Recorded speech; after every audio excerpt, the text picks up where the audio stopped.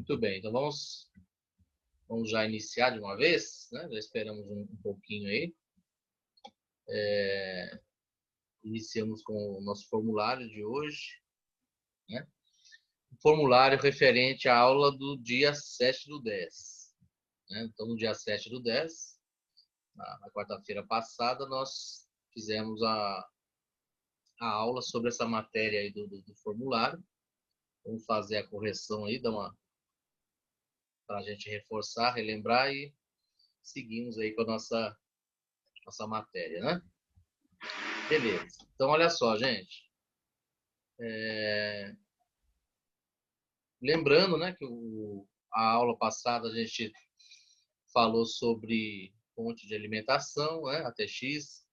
Falamos sobre o chipset. Então, a primeira questão aí, ó, ela pergunta para vocês qual que é a função da fonte de alimentação ATX, no caso aí, para um PC, né? PC é o computador pessoal. Qual seria a função dessa fonte de alimentação ATX?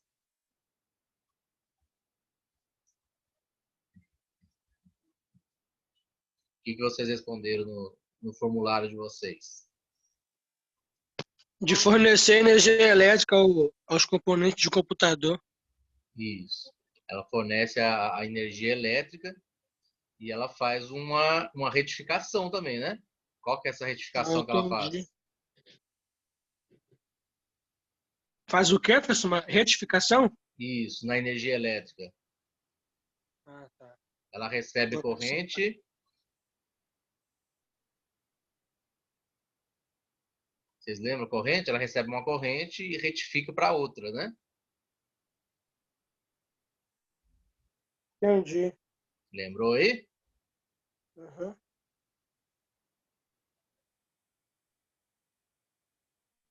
Corrente alternada para...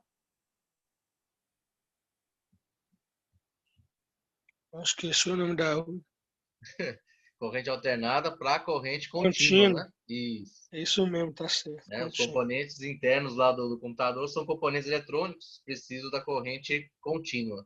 Então, além dela fornecer a energia elétrica, né, a corrente elétrica, ela faz essa conversão para os componentes internos do computador, que não podem usar a corrente alternada. Certo. Beleza. Segunda questão aí, ó. Quais são as tensões em DC fornecidas pela fonte ATX? O que seria esse DC aí, hein?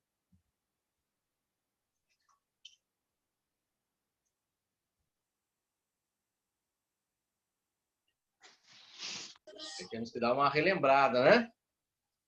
Quais são as tensões em DC fornecidas pela fonte ATX? Qual que seria a resposta correta aí?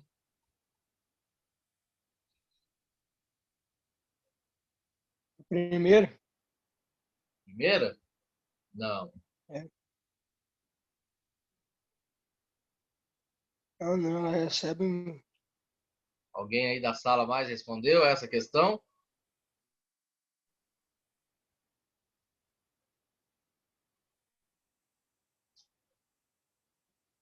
Lucas, Ricardo, alguém fez aí essa questão? A questão número 2?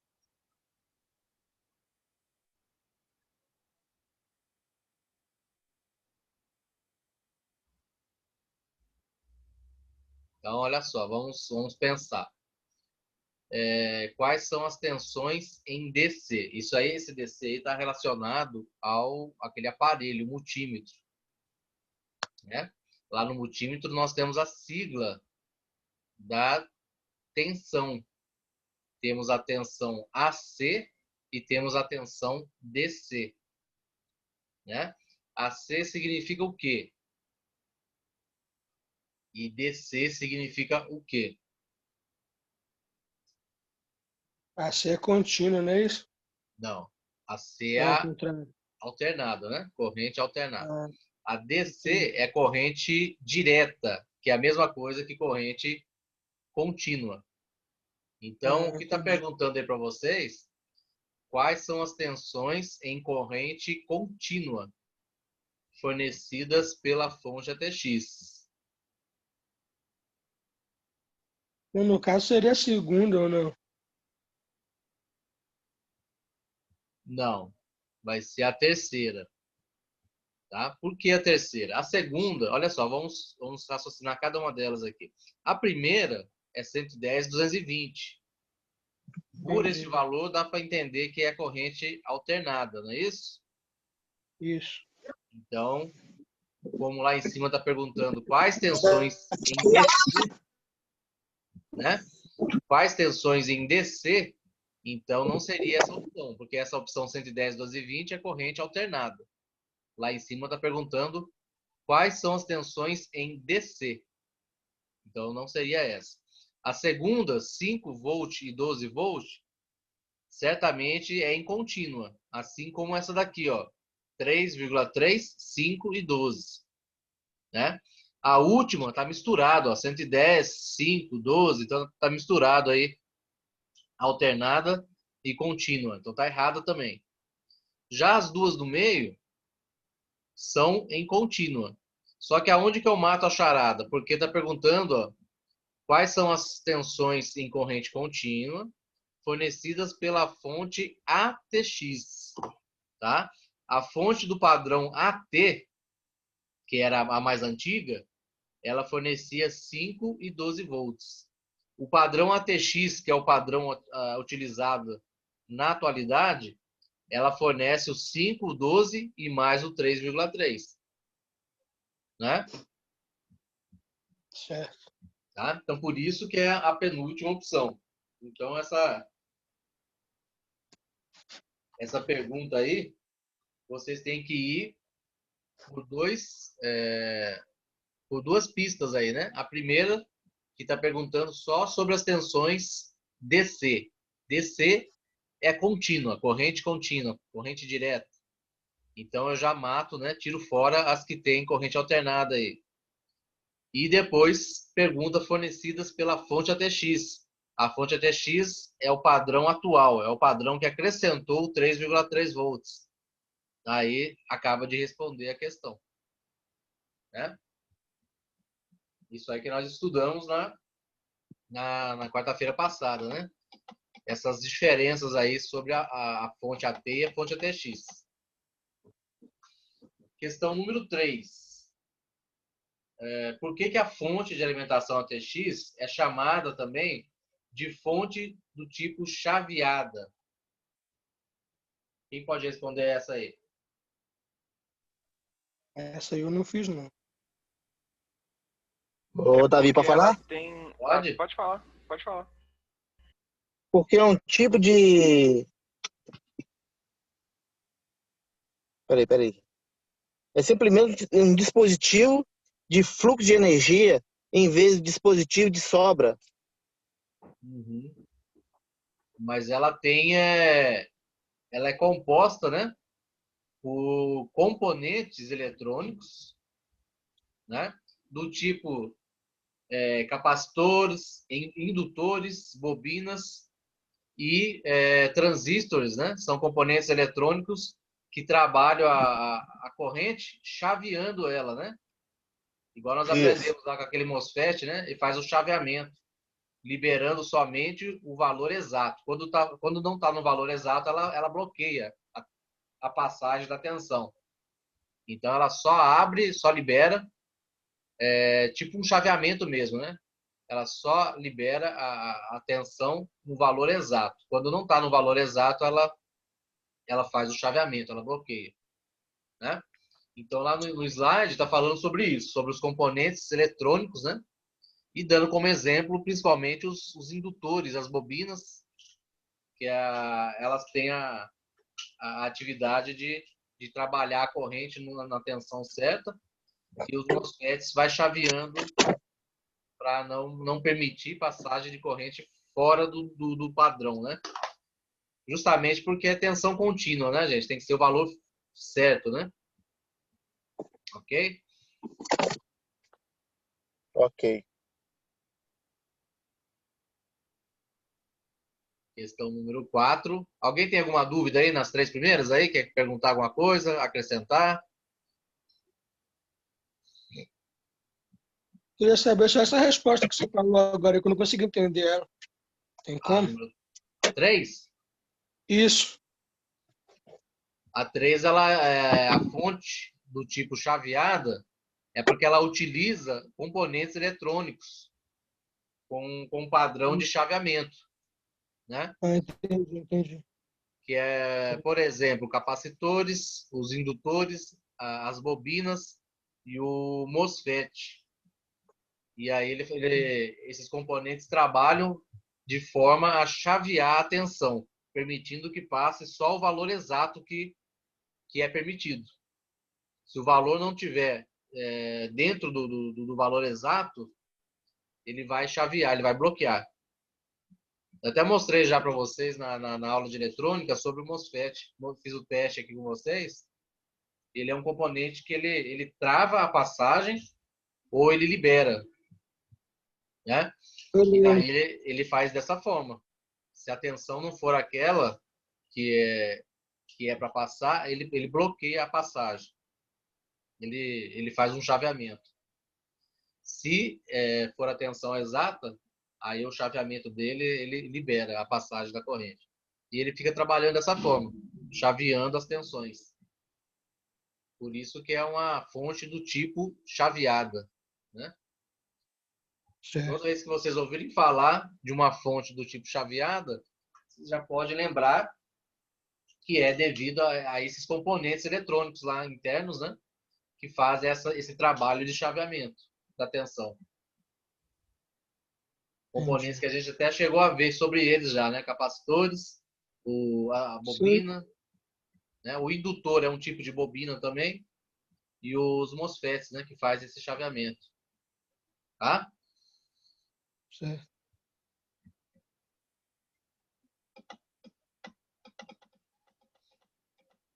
A questão número 4 pede para vocês definirem, né, o chipset. Aí tem 4 sugestões para vocês definirem o chipset. Controlar o relógio em tempo real do computador. Processar dados, realizar instruções e tarefas solicitadas pelo usuário. Conjunto de circuitos integrados responsáveis em fazer todos os componentes trocarem informações.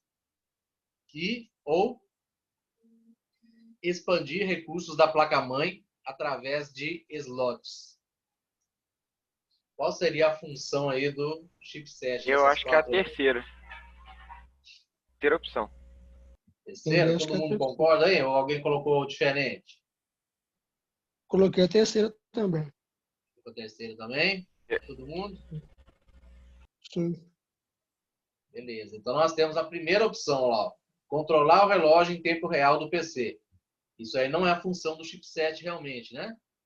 Isso aí é a função do CMOS, né? Da BIOS.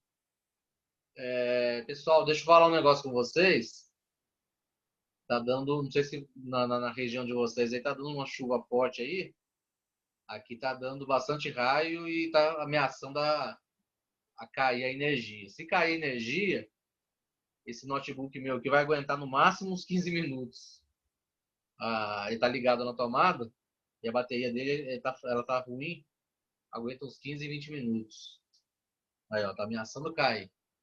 Mas por enquanto, né? Enquanto não dá para ir, nós vamos, tá? Beleza. Então, a primeira opção, ó, controlar o relógio em tempo real do PC. Então, isso aí é a função da bateria, né, gente? Não é isso? A bateria, aquela bateria de lítio da placa-mãe. A segunda opção, ó, nós temos aí processar dados, realizar instruções e tarefas solicitadas pelo usuário. Quem que é esse cara aí? Vocês lembram quem que é? Isso aí eu não lembro, não. Componente Esse é do muito processador, importante, hein? não. É o Isso, processador. processador. Processar dados. Exatamente, processador. O terceiro, vocês estão certos, né? Um conjunto de circuitos integrados responsáveis em fazer todos os componentes trocarem informações. É por onde trafega, né? O chipset controla o tráfego de dados entre a troca de dados entre os componentes. Esse é o chipset. A função dele é controlar esse tráfego. E a última, expandir recursos da placa-mãe através de slots. Isso aí são os próprios slots de expansão, né? Então, a terceira opção que é a correta mesmo. Estão certíssimos. E agora a última questão, para a gente encerrar o formulário de hoje. O que seria ponte norte e ponte sul?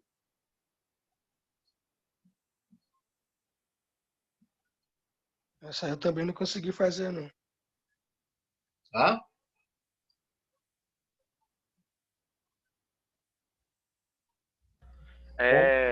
A ponte norte e a ponte sul são os chipsets, só que cada um tem sua função. A da ponte norte, ela, pelo que você explicou ontem, ela executa tarefas mais complexas. Eu não lembro qual, mas você falou que ela faz tarefas mais complexas. Até mesmo ela fica mais no posição dela, ela fica até mais perto do processador para facilitar. E se eu não me engano, a do sul, ela mexe mais com as slots de expansão, ela é bem mais básica. Isso, exatamente. A ponte norte e ponte sul quer dizer é uma nomenclatura, né, para diferenciar os dois chipsets que tem na placa-mãe. E igual o Lucas falou aí, o chipset ponte norte, ele controla, né, o fluxo de dados entre os componentes mais rápidos, né, que é a memória, o processador e os slots de placas de vídeo, né? Já o ponte sul é o chipset que faz a comunicação, né? Controla a comunicação dos componentes mais lentos, né? Que são os de entrada e saída, né? Os slots mais lentos, né? O HD, portas tipo USB, tá? Ele faz um controle de dados de componentes mais simples, né? E também o ponte norte e ponte sul, eles se comunicam para fazer com que exista uma comunicação também entre os componentes da parte norte com a parte sul também, né? Beleza? Entendidos então, gente? Fizemos uma rápida correção aí, uma rápida um rápido, como fala, reforço, né? Sobre a aula do dia 7/10 aí. Né? Fizemos uma revisão aí rapidamente. Alguém quer falar alguma coisa a mais? Alguma dúvida nessa revisão aí? Nessa correção? Tranquilo, todo mundo? Tranquilo. E como está sendo gravado, né? Então, vocês também podem depois assistir essa correção para anotar alguma coisa lá, né? Se vocês quiserem anotar, para reforço aí, né, gente? Das explicações aí que nós fizemos na aula passada, tá? Então, vamos puxar aqui o slide para a gente dar continuidade aqui na nossa matéria. Beleza?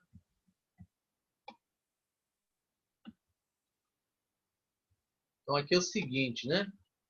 Nós vamos... Vou puxar aqui onde nós chegamos na aula passada.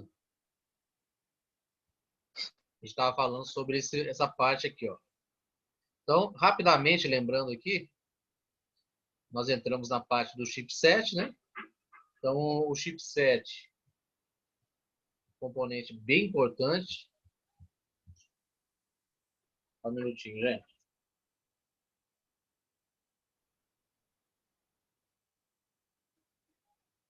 Então, o chipset ele é um componente bastante importante, né? Fundamental, né? Aonde se refere, igual nós vimos lá, a um conjunto de circuitos integrados, exatamente dois, né? que são responsáveis em fazer com que todos os componentes do computador, desde o disco rígido até o processador, eles possam trocar informações, né? Então, eles controlam essa troca de informações entre os componentes lá da placa-mãe, tá? Chipset, ponte norte e ponte sul. North Bridge, né? E South Bridge. Eles são os responsáveis para controlar essa comunicação entre os componentes. Ok? Lá, North Bridge, South Bridge, que é o ponte norte ou ponte sul. E ponte sul, né?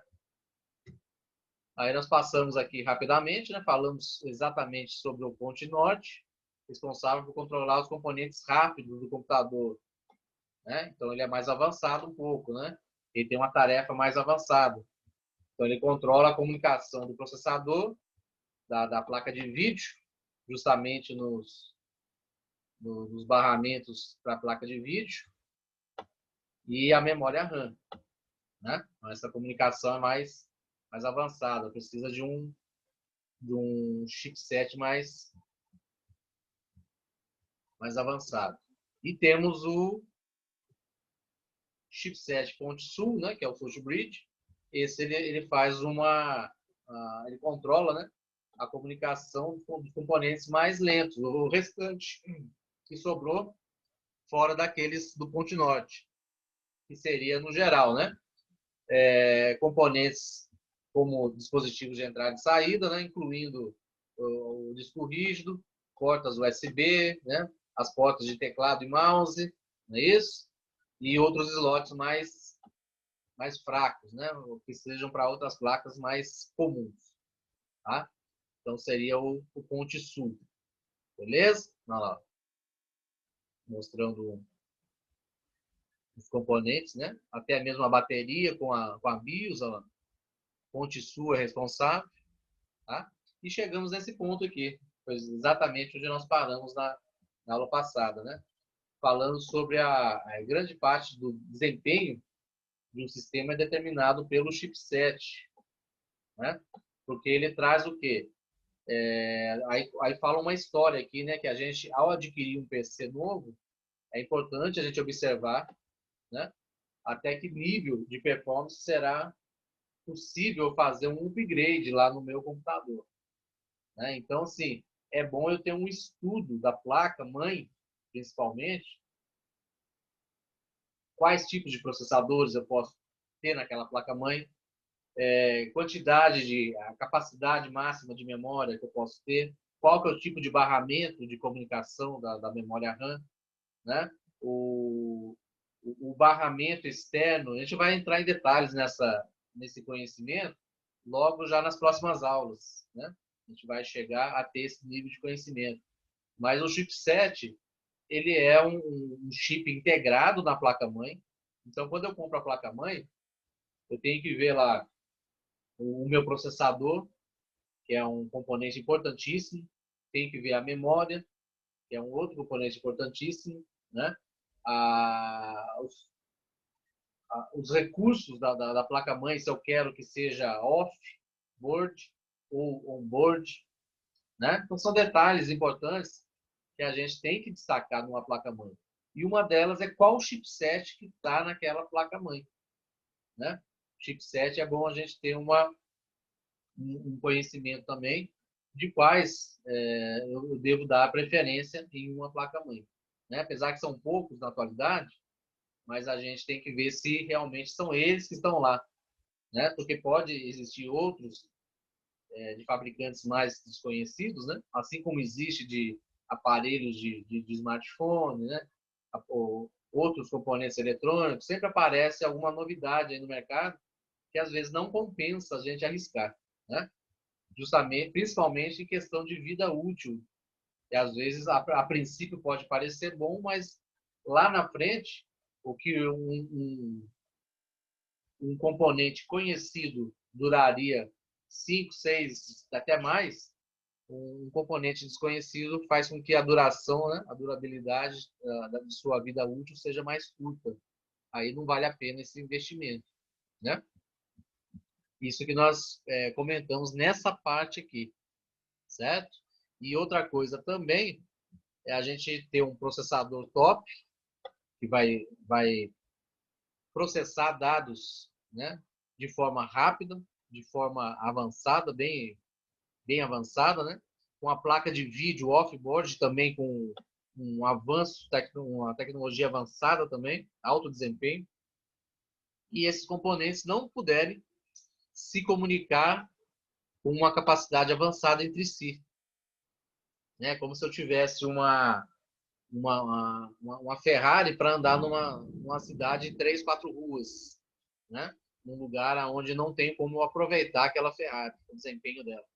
Então, a gente tem lá um processador com uma alta capacidade de comunicação, de processamento de dados, a placa de vídeo também, a minha memória, só que o chipset que faz a comunicação entre eles, né? Ele não tem essa mesma rapidez. Então, ele não faz com que esse desempenho seja aproveitado, porque como ele controla esse tráfego de comunicação entre os componentes, esse chipset é um chipset de um desempenho mais fraco, né? De uma tecnologia mais baixa em relação a um outro. E aí eu tenho uma placa-mãe, então, que ela não acompanha os componentes que estão instalados, né? Então, acaba sendo uma coisa importante, né, gente? Um componente que faz parte da placa-mãe que a gente tem que tomar essa precaução na hora de comprar, né? E faz parte dos componentes a gente fazer essa análise criteriosa, né? Aqui nós temos um desenho, né? Mostrando lá, ó, o Norte Bridge, seria o chipset Ponte Norte, né? Aonde ele intermedia, né? Ele controla a comunicação, ó, da memória, tá vendo? A memória RAM, que é um componente importantíssimo, com o processador, ó, certo? Aqui está mostrando um FSB que a gente vai aprender daqui a pouco o que é isso. Esse clock aqui também seria a velocidade do processador. Tá? Aqui nós temos o slot da placa de vídeo. Ó. Ele também intermedia essa comunicação da placa de vídeo também. Ó. Tá? Então é placa de vídeo, processador e memória RAM. Então são componentes que têm um alto desempenho, né, gente? Então esse Nord Bridge, ele tem que ter uma capacidade de fazer com que eles se comuniquem de forma a aproveitar o desempenho desses componentes. Porque senão, praticamente eu vou estar com uma placa bem fraca e vai forçar bastante essa comunicação, esse chipset North Bridge, e a vida útil dela vai ser curta, né? Se não for uma coisa de uma placa de qualidade, né? Com componentes de qualidade. Aqui nós temos um barramento, ó, de comunicação, né? Fazendo com que o North Bridge se comunique com o Sul Bridge, que é justamente o chipset de baixo, né? O que controla os componentes mais lentos, só que ele sobrecarrega mais, porque ele controla muito mais componentes, né? Placa de vídeo on-board, portas como IDE, SATA, que é para disco rígido, portas USB, que é para diversos dispositivos hoje em dia, né?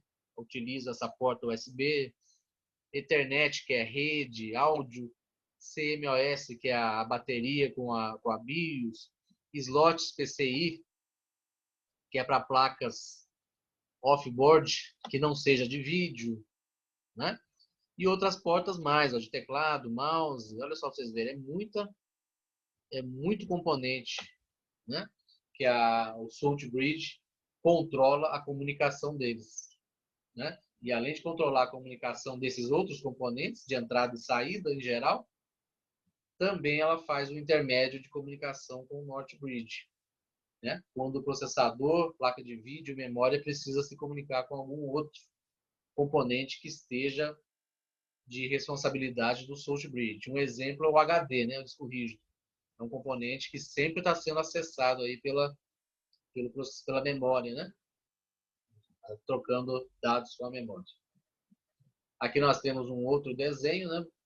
Mais simples, porém a gente tem uma visão até melhor um pouco. Olha lá, o processador, slot AGP, slot PCI Express e memória sendo controlados pelo ponte norte. E na parte de baixo, os outros, né? Porta USB, serial ATA, dispositivos de entrada e saída, dispositivos on-board, PCI, serial e paralela, né? Isso aí nós vamos aprendendo aí com o decorrer agora aí, né? Beleza? Então aí nós chegamos aqui nos principais fabricantes, né? E seus chipsets mais conhecidos. Então nós temos uma foto aí com as logomarcas, né? Que você já deve ter visto, quem teve bastante acesso a placas, né? Placa-mãe. A placa-mãe nem sempre é do mesmo fabricante do chipset, tá, gente? Isso aí é importante destacar, tá? Só que a Intel, aqui nós temos a lista, né? A Intel, por exemplo, ela é uma famosa fabricante de processadores. Só que ela também fabrica chipset, tá? Então é comum, por exemplo, eu ver uma placa-mãe da Intel onde os chipsets dessa placa-mãe seja Intel também, né? E aqui fala que a sua linha Z, ó, são chipsets de ótima qualidade, ó, tá? E dá essa dica para vocês, né? ATI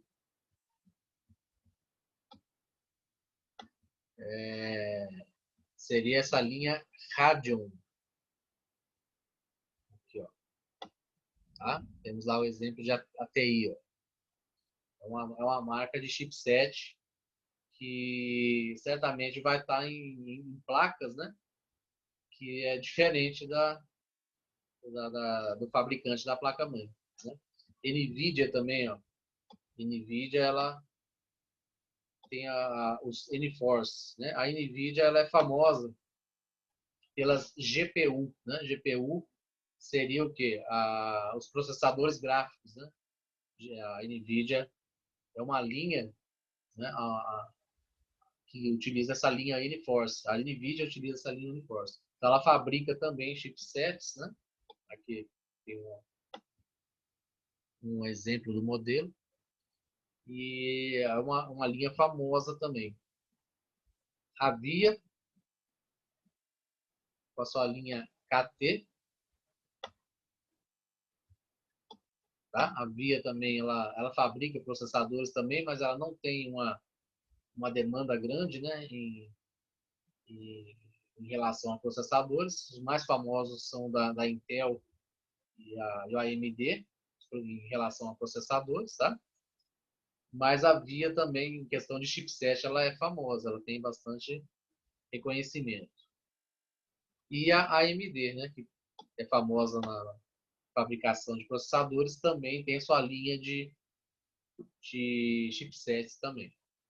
Tá? Então, essas são algumas dicas para vocês aí, de alguns chipsets aí, lembrando que Intel e o da VIA, né, costumam ser melhores, tá? Em relação a chipsets. E lembrando também que quando eu dou preferência a chipsets que trabalham com placas-mãe que trabalham na linha off-board, preferencialmente, são chipsets que vão ser melhores também. Tá? Aqui nós temos outros exemplos aqui. Aqui são os modelos, tá? AMD 790FX, né? Os chipsets da ATI, vocês podem ver que tem alguns da AMD incluso aí, tá? É porque a ATI ela foi comprada pela AMD. Então, praticamente a ATI é da AMD, né? Nós temos ali, ó, chipsets da NVIDIA, certo? Eu posso, por exemplo, hoje em dia, a facilidade da internet ajuda muito, né, gente? Eu posso, por exemplo, pegar um modelo aqui, ó, o Ultra 400 GB e jogar na internet que eu descubro os modelos de placa-mãe para esse tipo de chipset, né, que foram fabricados com esse tipo de chipset. Então, assim, a gente tem uma facilidade hoje que antigamente não tinha, né? Antigamente a gente tinha que praticamente pesquisar através de manuais de placa-mãe. Quais placas-mães eram compatíveis àquele chipset, né? Foram fabricados com aquele chipset. Hoje em dia a gente consegue buscar essa informação mesmo na internet. Chipsets da Intel, temos uma listagem aqui também, né? Chipset da VIA, temos uma listagem, certo? E é isso, né? Igual eu falei com vocês, chipset da VIA, da AMD, da Intel e até da NVIDIA, né? São fabricantes aí bem respeitados aí no mercado, tá? E certamente eles vão estar em placas-mãe, né? De boas, né? Com tecnologias boas.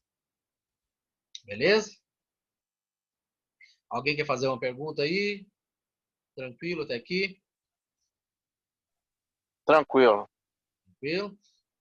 Dando sequência aqui, nós vamos passar agora para a questão dos barramentos.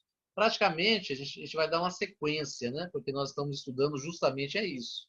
Nós estamos estudando a comunicação agora dos componentes. A gente não vai estudar nada relacionado a números, por enquanto. Nós vamos apenas levantar as funções, né? Vamos entender as funções, igual eu falei com vocês. Aí, encerrando esse assunto, nós vamos voltar componente por componente e vamos levantar tudo, fabricante, maneira de se comunicarem, a capacidade de comunicação, valores, né? A gente vai aprofundar mais parte por parte de tudo aí que nós passamos, né? Estudando as funções de cada. Eu vou encerrar esse link aqui e dentro de alguns minutos eu mando o próximo para vocês para a gente começar esse assunto aqui do zero, né? Em relação de barramentos, tá bom? Daqui a alguns minutinhos eu mando aí para vocês o link novo aí. Até mais.